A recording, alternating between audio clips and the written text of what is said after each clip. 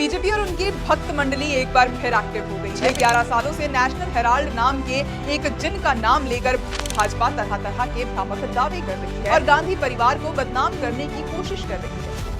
तो चलिए मैं बताती हूँ आपको फैक्ट्स के साथ कि बीजेपी क्या क्या झूठ फैला रही है और असल हकीकत क्या है। झूठ नंबर 1, गांधी परिवार ने नेशनल हेराल्ड के जरिए घोटाला किया है, लोन माफ करवा दिया। सच ये है कि एसोसिएटेड जर्नल लिमिटेड एक अखबार निकालती है, नाम है नेशनल हेराल्ड। इसकी स्थापना नेहरू जी, रवि अहमद किदवई जी और पुरुषोत्तम दास टंडन जी जैसे लोगों ने की। नेशनल हेराल्ड स्वतंत्रता संग्राम की आवाज थी, जब अधिकांश अखबार अंग्रेजों की तारीफें करते थे, जैसे कि आज का मीडिया है। फर्क सिर्फ इतना है कि आज का मीडिया अंग्रेजों की जगह बीजेपी के फेवर में ही छापता है। तब नेशनल हेराल्ड को ब्रिटिश हुकूमत ने बैन किया था क्योंकि वो स्वतंत्रता संग्राम की आवाज थी। लेकिन जब एजेएल यानी कि एसोसिएटेड जर्नल लिमिटेड पर बहुत कर्ज चढ़ गया, तब कांग्रेस पार्टी ने 2002 से 2011 के बीच 100 बैंक ट्रांजैक्शन चेक के माध्यम से उसे 90 करोड़ का लोन दिया। ये पैसा किसी नेता की जेब में नहीं गया, बल्कि गया एजेएल के कर्मचारियों की सैलरी, पीएफ, ग्रेच्युटी, टैक्स और बिजली बिल भरने। लेकिन जब कंपनी ये कर्ज नहीं चुका पाई तो उसे इक्विटी में बदल दिया गया। और यही तो आज खुद मोदी सरकार एनसीएलटी के जरिए रोज कर रही है। तो अगर ये स्कैम है तो मोदी जी आप हर दिन स्कैम कर रहे हैं।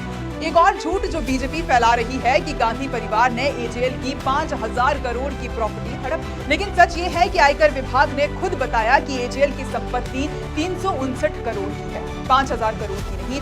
और ये सारी प्रॉपर्टी आज भी एजेएल के पास है, ना यंग इंडियन के पास, ना राहुल गांधी के पास, ना सोनिया गांधी के पास। मतलब बीजेपी ने तो झूठी वैल्यू भी जीएसटी की तरह बढ़ा चढ़ा दी है। तीसरा झूठ, यंग इंडियन कंपनी बनी ही फ्रॉड की। यंग इंडियन सेक्शन 25 की नॉट फॉर प्रॉफिट कंपनी है, यानी ना मुनाफा, ना सैलरी, ना डिविडेंड। इसका मतलब जो भी इसमें शेयर होल्डर हैं उन्हें एक पैसे तक का फायदा नहीं मिल सकता।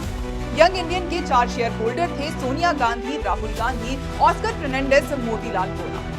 तो सवाल उठता है, अगर पैसा किसी को मिला नहीं तो घोटाले की झूठी अफवाह बीजेपी क्यों फैला रही है? क्या फिर से कोई चुनावी स्टंट तो नहीं है कांग्रेस को बदनाम करने के लिए? चौथा झूठ, यंग इंडियन ने एजेएल को टेक ओवर कर दिया।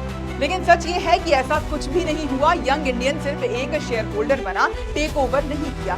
एजेएल के सारे बाकी 700 शेयर होल्डर पहले जैसे ही बने रहे और ये सब उनकी सहमति से हुआ, ना कोई जबरदस्ती, ना कोई छापा, ना कोई बुलडोजर।